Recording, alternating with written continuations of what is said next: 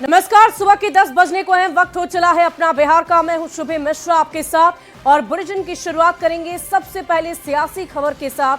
पश्चिम बंगाल की मुख्यमंत्री और तृणमूल कांग्रेस की प्रमुख ममता बनर्जी ने एक न्यूज चैनल को दिए गए इंटरव्यू में एक ऐसा बयान दिया जिसको लेकर अब विपक्षी INDIA ब्लॉक में ही हलचल तेज हो गई है, साथ ही देश की राजनीति भी गर्म हो गई है।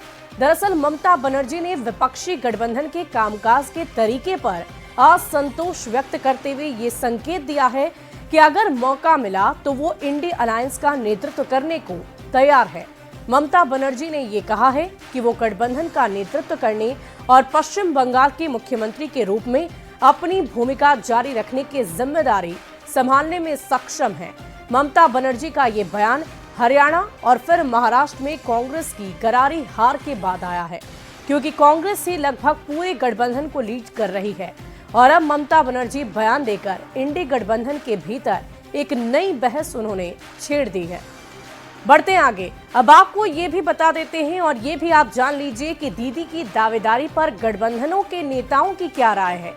दरअसल ममता बनर्जी के नाम पर कोई आपत्ति नहीं है। तेजस्वी यादव ने ये बात पहले ही कही है।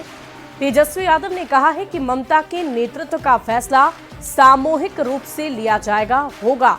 वहीं एनसीपी शरद चंद्र पवार गुट के सुप्रीमो शरद पवार ने ये कह दिया कि ममता में इंडी गठबंधन को लीड करने की क्षमता है। तो एक तरफ जहां ममता बनर्जी ने ये बयान दिया कि वो अगर उन्हें मौका मिलता है तो इंडी गठबंधन को वो लीड करेंगी, तो दूसरी तरफ उनके इस बयान को लेकर विपक्षी दल के नेताओं ने भी अपनी राय रख दी है।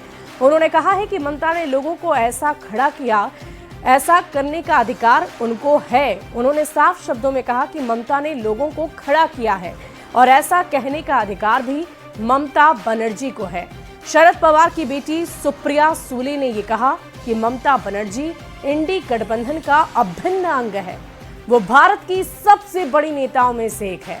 लोकतंत्र में विपक्ष की बहुत ही बड़ी भूमिका होती है और जिम्मेदारी भी उतनी ही बड़ी होती है। सुप्रिया सूले ने यह कहा कि ममता अधिक जिम्मेदारी लेना चाहें तो हम उनके साथ हैं। वहीं शिवसेना UBT के नेता संजय राउत ने भी इसका समर्थन करते हुए ये कह दिया कि हम ये चाहते हैं कि ममता इंडी गठबंधन के साथ रहें। वहीं गठबंधन के नेता ममता बनर्जी से बात करेंगे। संजय राउत ने यहां तक कहा कि जल्द कोलकाता में ममता से बात करने के लिए वो जाएंगे। वहीं अखिलेश यादव की समाजवादी पार्टी भी ममता के समर्थन में खड़ी है। समाजवादी पार्टी के नेता उदयवीर सिंह ने कहा कि सभी दल सहमत हैं तो ममता को SP यानी कि समाजवादी पार्टी का भी समर्थन है। वहीं ममता बनर्जी ने इंडी अलायंस का नेतृत्व करने की इच्छा जाहिर कर दी है, जिस पर सियासत काफी तेज हो गई है। तेजस्वी यादव ने भी इंडी ब्लॉक के नेता के रूप में ममता के नेतृत्व का समर्थन कर दिया है। तेजस्वी यादव ने कहा है कि उन्हें ममता बनर्जी के नाम पर किसी तरह की कोई आपत्ति नहीं है, लेकिन फैसला इंडी अलायंस सामूहिक रूप से लेगा। निर्णय तभी होगा जब सब एक साथ बैठेंगे।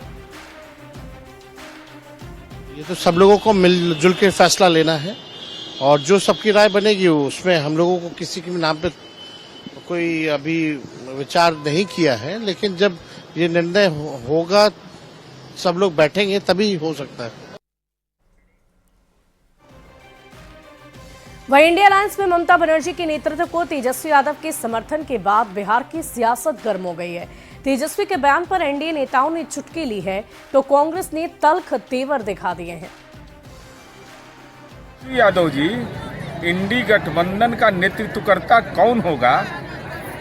एक पराजित राजनीतिक योद्धा जिनको लोकसभा चुनाव में मात्र 4 सीट आया, वो भी अपना सलाह दे रहे हैं। अरे कैसा सलाह, किसको सलाह? और आपके सलाह का निहितार्थ क्या है? क्योंकि आपके नेतृत्व में लोकसभा में 4 सीट पर लॉक हो गया। इंडिया गठबंधन के सर्वमान्य नेता श्री राहुल गांधी जी हैं और लोकसभा विपक्ष के नेता के रूप में वो कारगर विपक्ष की हुई जो भूमिका होनी चाहिए उसका निर्वहन कर रहे हैं। इंडिया गठबंधन की सबसे बड़ी पार्टी कांग्रेस पार्टी है। तेजू बाबा, पहले गठबंधन तो बना लीजिए, तब सामूहिक निर्णय लीजिएगा। कहाँ का गठबंधन? घमंडियों का गठबंधन बचा कहाँ? ममता दी ने तो बंगाल में घुसने नहीं दिया कांग्रेस पार्टी को, हैं? आम आदमी पार्टी पंजाब में अलग ही लड़ी है कि नहीं? कहावत है, न नौमन तेल होगा न राधा नाचेगी। वही हाल ममता बनर्जी का है। ठगों के महागठबंधन का लीडर बनने को तो पहले तैयार हुई, लेकिन कांग्रेस ने खारिज कर दिया। अब नई युवराज तेजस्वी यादव जी कहते हैं कि इस निर्णय की अंतिम मुहर ठगों के महाजुटान में लगेगी। क्या तेजस्वी जी के मन में कुचाले नहीं भर रही होंगी कि वे भी महागठबंधन के सर्वोच्च नेता बने? वहीं ममता बनर्जी के बयान पर बीजेपी प्रवक्ता प्रभाकर मिश्रा, जेडीयू प्रवक्ता अरविंद निषाद, कांग्रेस प्रवक्ता शिशिर कौंडिल्य और आरजेडी प्रवक्ता मृत्युंजय तिवारी ने भी अपनी अपनी प्रतिक्रिया दी है। इंडी गठबंधन में नेतृत्व को लेकर फिर गठबंधन शुरू हो गया। असल में गठबंधन महत्वाकांक्षी भ्रष्टाचारियों का जमावड़ा है। ये लोग इतने अहंकारी हैं कि कोई किसी के नेतृत्व में रहने को तैयार नहीं है। ममता दीदी की महत्वाकांक्षा एक बार फिर हिलोड़े ले रही है। तेजस्वी यादव का तो कोई ठौर ठिकाना नहीं है। ये जिधर का पलड़ा भारी देखते हैं उधर का ही हो जाते हैं। इंडी गठबंधन यानी इंडिया गठबंधन चाहे जिसको अपना नेता चुन ले, इंडिया गठबंधन कागजों में सिमटा हुआ दलों का एक समूह मात्र के रूप में आज उपस्थित है। इंडिया गठबंधन के नेता के तौर पर ममता दीदी रहें या कांग्रेस के किसी अन्य नेता रहें, कोई फर्क नहीं पड़ने वाला है, क्योंकि यह परिवारवादी और भ्रष्टाचारी लोगों का एक जमावड़ा, एक समूह मात्र है जो अपने अपने पारिवारिक विरासत को बचाने के लिए आज संघर्षरत है। जरा समझिए ना, कांग्रेस पार्टी एक बड़ी पार्टी है और अलग अलग राज्यों में कांग्रेस पार्टी के एलाइज हैं। बिहार में राष्ट्रीय जनता दल है, तो झारखंड में शिबू सोरेन जी की पार्टी जेएमएम है, तो उत्तर प्रदेश में समाजवादी पार्टी है और भी जगहों पे हमारे एलाइज हैं और सबके साथ हमारे बेहतर संबंध हैं। अब रही बात एनडी अलायंस के नेतृत्व करने की, तो जब तक सामूहिक रूप से नहीं बैठा जाएगा अपने एलआई के साथ, तब तक ये कैसे निर्णय संभव है? ये फैसला तो सामूहिक रूप से जब सब दल के नेता बैठेंगे तो हो जाएगा, इसमें कहीं कोई किचकिच नहीं है। और गैर भाजपा विपक्षी दलों के एकजुटता के सबसे बड़े सूत्रधार आदरणीय लालू प्रसाद जी माने जाते हैं। जब सब लोग बैठेंगे तो तय हो जाएगा, इसमें कहीं कोई किचकिच नहीं है। और पटना के एक निजी अस्पताल में भर्ती कोचिंग संचालक खान सर की तबीयत में अब काफी सुधार है। माना जा रहा है कि आज उन्हें अस्पताल से छुट्टी भी दी जा सकती है, जिसके बाद पटना पुलिस ने उनसे अभ्यर्थियों के आंदोलन को लेकर कई सवाल कर सकती है, ऐसी भी खबर है। आपको बता दें कि शुक्रवार बीपीएससी अभ्यर्थियों के आंदोलन में शामिल होते वक्त खान सर की तबीयत अचानक बिगड़ गई, जिसके बाद उन्हें अस्पताल में भर्ती किया गया। इस पूरी खबर पर और अधिक जानकारी दे रहे हैं संवाददाता अमित कुमार। खान सर जो है वो पटना के इसी डॉक्टर प्रभात मेमोरियल हीरामती हॉस्पिटल में एडमिट हैं पिछले कुछ दिनों से, और उनका इलाज यहाँ पे सुचारू तरीके से, नियमित तरीके से चल रहा है। और जो जानकारी मिली है उसके मुताबिक कल देर रात जो है वो पूरी तरह से स्वस्थ पाए गए हैं। जो चिकित्सक उनका इलाज कर रहे थे, उन्होंने जो जानकारी दी है, मेडिकल जानकारी जो उनके तरफ से दी गई है, उसके मुताबिक उनका पल्स रेट हो या फिर हार्ट बीट है, तमाम चीज़ें जो है वो अब नॉर्मल हो चुकी है। और कल वो स्वस्थ भी जो है पहले से काफ़ी बेहतर महसूस कर रहे हैं। और आज संभवतः उन्हें यहाँ से डिस्चार्ज भी कर दिया जाएगा, यानी कि वो यहाँ से छोड़ दिए जाएंगे और इसके बाद संभवतः पटना पुलिस जो है उनसे पूछताछ कर सकती है। चूंकि खान सर को लेकर के पटना पुलिस ने जो नाराजगी जताई थी, जिस तरह से उनके जो सोशल साइट्स हैं उस पर उनकी गिरफ्तारी का अफवाह फैलाया गया था, तो उस बाबत जो है उनसे पूछताछ भी किया जा सकता है। हालांकि जो जब वो यहाँ से निकलेंगे तभी ये संभव है। फिलहाल वो यहाँ पे इलाजरत हैं और इनका इलाज जो है वो सुचारू तरीके से चल रहा था पिछले कुछ दिनों से, जैसा मैंने पहले बताया। लेकिन अब वो लगभग स्वस्थ हो चुके हैं और अब जब उनको लेकर के डॉक्टर की टीम जो है वो निर्णय लेगी कि उन्हें डिस्चार्ज करना है या नहीं करना है। अगर करना है तो जब वो यहाँ से निकलेंगे तो संभवतः पटना पुलिस उनसे पूछताछ आगे कर सकती है। कैमरा पर्सन अजय दुबे के साथ अमित कुमार, न्यूज 18 पटना। और तिरहुत स्नातक उपचुनाव की मतगणना जारी है। मुजफ्फरपुर के एमआईटी कॉलेज परिसर में मतगणना चल रही है। एनडीए के प्रत्याशी अभिषेक झा ने अपनी जीत का दावा किया है।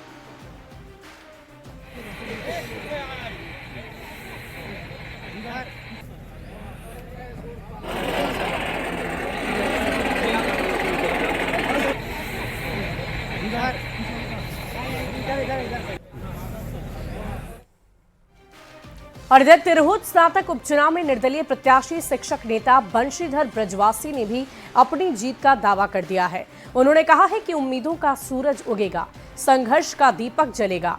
साथ ही उन्होंने ये भी कहा कि शिक्षकों के साथ अन्य वर्गों का भी उन्हें सहयोग मिला है और उनकी जीत सुनिश्चित है। उम्मीदों का सूरज उगेगा, संघर्ष का दीपक जलेगा और इनकलाब का मशाल जलेगा। कई लोग दावा कर रहे हैं कि जीत हमारी हो रही है। चुनाव में कौन जीतेगा ये खुदा जाने। मेरा पैगाम मोहब्बत है, घर घर में। और शिक्षकों का साथ मिला कि नहीं मिला, हम लोगों का साथ मिला कि नहीं मिला, क्या लग रहा है? शिक्षकों ने 200% साथ दिया है।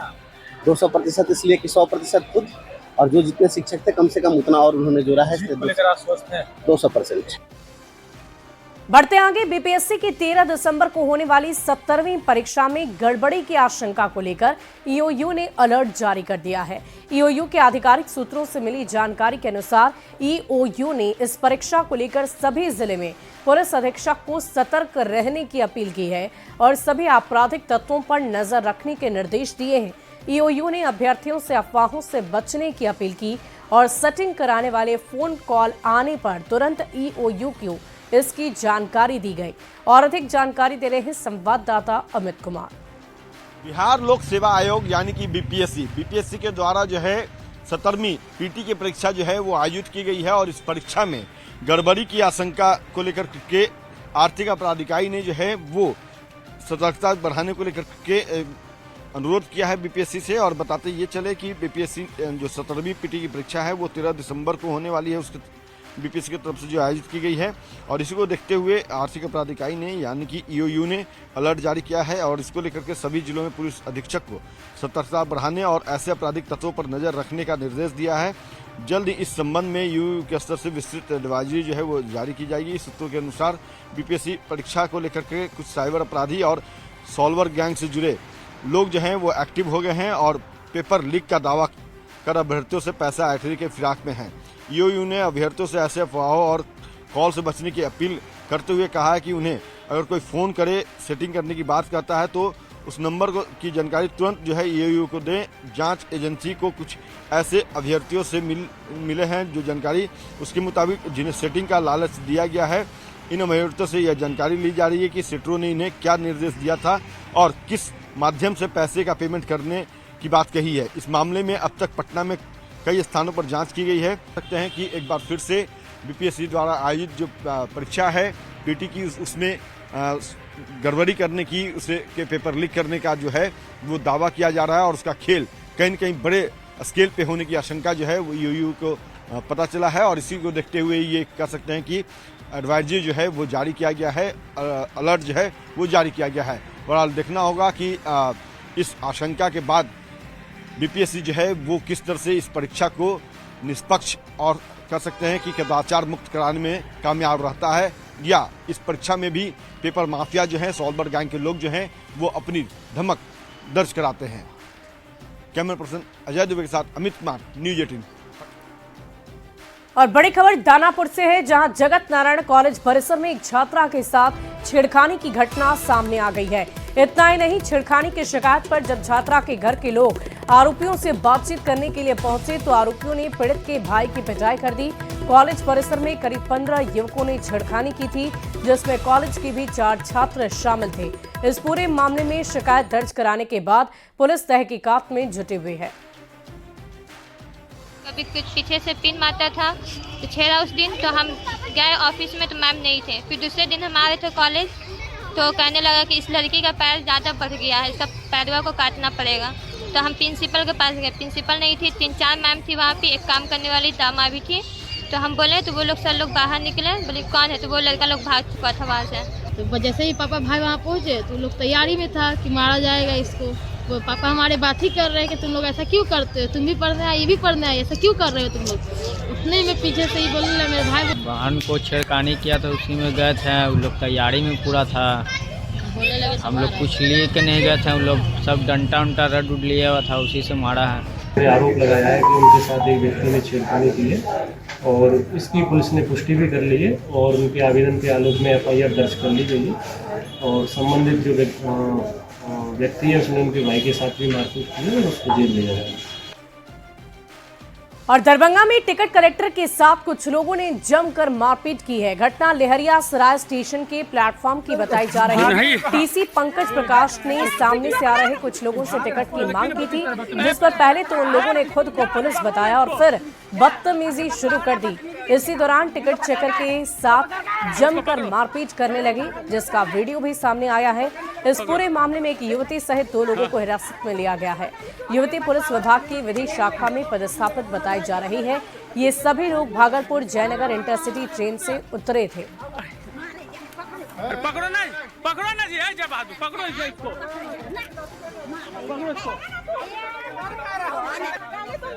रुको अभी नहीं भाग रहा पूरा, देखिए ना किस तरह पकड़ो ना इसको। बदतमीजी पे उतर आए, उसी पीरियड में बदतमीजी करते करते ऐसा किए कि मतलब मेरा मोबाइल एक फट चला है, मेरा मोबाइल चला गया ट्रैक पे।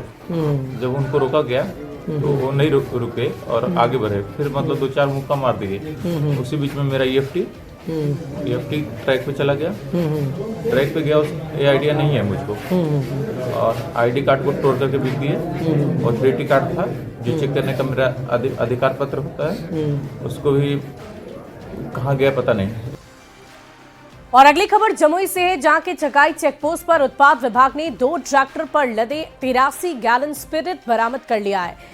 बरामद स्पिरिट की कीमत लाखों रुपए बताई जा रही है। जानकारी के अनुसार ये स्पिरिट झारखंड के गिरिडीह से मुजफ्फरपुर की तरफ लाई जा रही थी।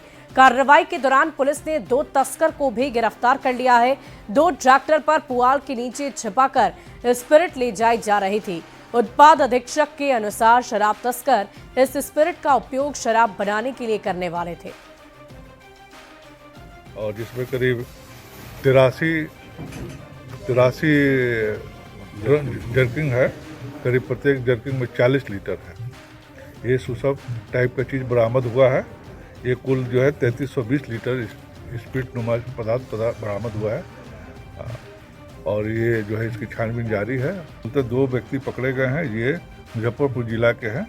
एक मीनापुर के नवीन कुमार हैं और एक मझौली बुछा थाना के जिला मुजफ्फरपुर के सुरेश राय हैं। और अगली खबर मुंगेर से, जहां युवक का देसी कट्टे के साथ गांव में घूमने का वीडियो बहुत तेजी से वायरल हो रहा है। वायरल वीडियो मुंगेर के मुफस्सिल थाना क्षेत्र के सीताकुंड डीह गांव का निकला। जानकारी के अनुसार वायरल वीडियो शुक्रवार का है, जहां वर्चस्व की लड़ाई को लेकर गोलीबारी हुई थी, जिसका वीडियो अब सामने आ गया है, जिसमें युवक हाथ में देसी कट्टे के साथ दौड़ता नजर आ रहा है। इस पूरे मामले में पुलिस ने गोली चलने की पुष्टि की। घटना में एक महिला सहित 3 लोग जख्मी हुए थे। पुलिस ने घटना में शामिल 2 आरोपी को गिरफ्तार किया और बाकी आरोपी की गिरफ्तारी के लिए पुलिस छापेमारी कर रही है।